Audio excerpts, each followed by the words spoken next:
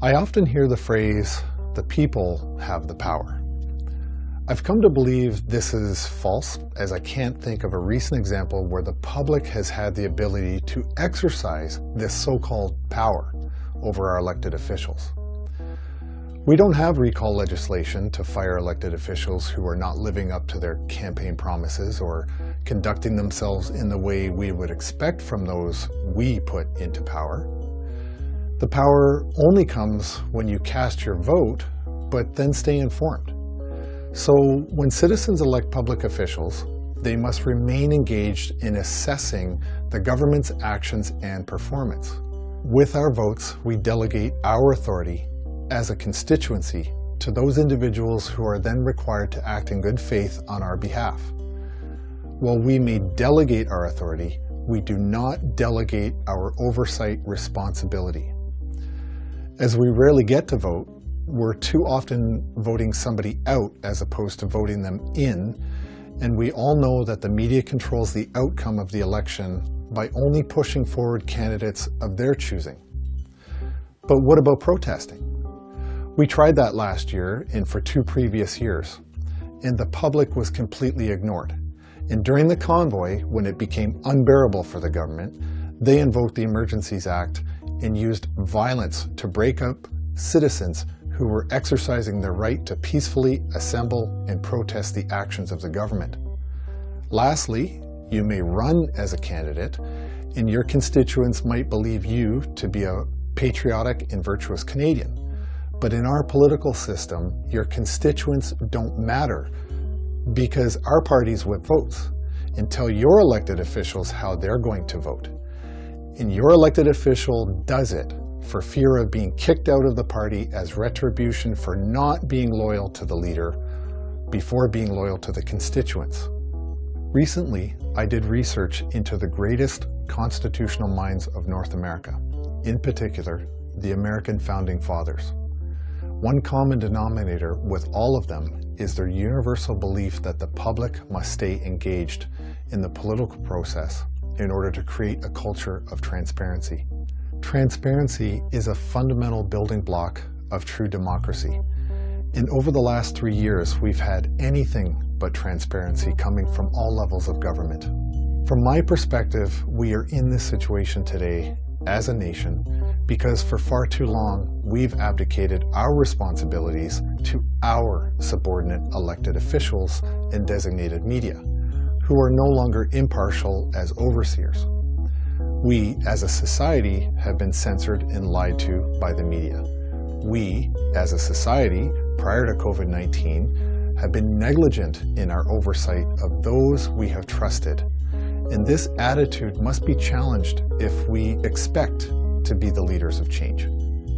The National Citizens Inquiry, which is now underway, is a citizen-led and citizen-funded initiative that is completely independent from government and operates without legal compulsion or coercion. This inquiry is a direct manifestation of the public's lack of accountability in government, in the absence of public trust and impartiality of elected officials who would use an inquiry for political gain as opposed to getting to the truth. The NCI's directive is as follows. Canadian federal and provincial government COVID-19 policies were unprecedented. These interventions into our lives, families, businesses, and communities were and remain significant to great extent.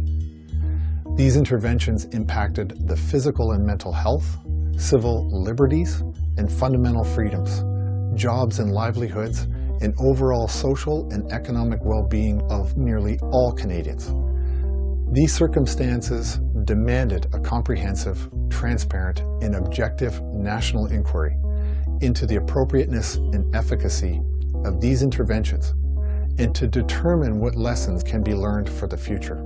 Such an inquiry could not be commissioned or conducted impartially by our governments, as it is their responses and actions to COVID-19 which are under investigation. We've become far too comfortable abdicating the duties of protecting and preserving our democracy into the hands of government and their agencies. Democracy relies on the active engagement of its citizens in monitoring their government and holding it accountable through the power of transparency. This is exactly what the National Citizens Inquiry will do. Like so many, I have worked tirelessly to help inform my fellow Canadians of these indiscretions, despite censorship and the obvious nepotism of government-rigged inquiries, like the Public Order Emergency Commission and the recent appointment of the Trudeau family friend David Johnston to investigate foreign election interference. The NCI is of such national importance that, for the first time in my life, a group of citizens have decided the government's actions require extraordinary intervention to put the power of oversight back into the hands of the people. We can't know the outcome of the NCI testimony, but the insights uncovered will form the basis of vital recommendations to the government and to the public. Remember, citizens who do not monitor what their governments are doing risk being taken advantage of by those in power. It is our duty as citizens to hold government accountable and to actively participate in the political process. Our government and our media have failed to live up to our expectations, and I believe the National Citizens Inquiry is one of the most important and fundamental acts of democracy we as Canadian citizens can take to examine their competence. This video is a plea to stay informed and to help support those who are at the leading edge of this citizens-only inquiry. It is not too late to get involved. Please support the NCI by sharing your knowledge with them, your social network, and the elected officials in your area. Thank you for watching.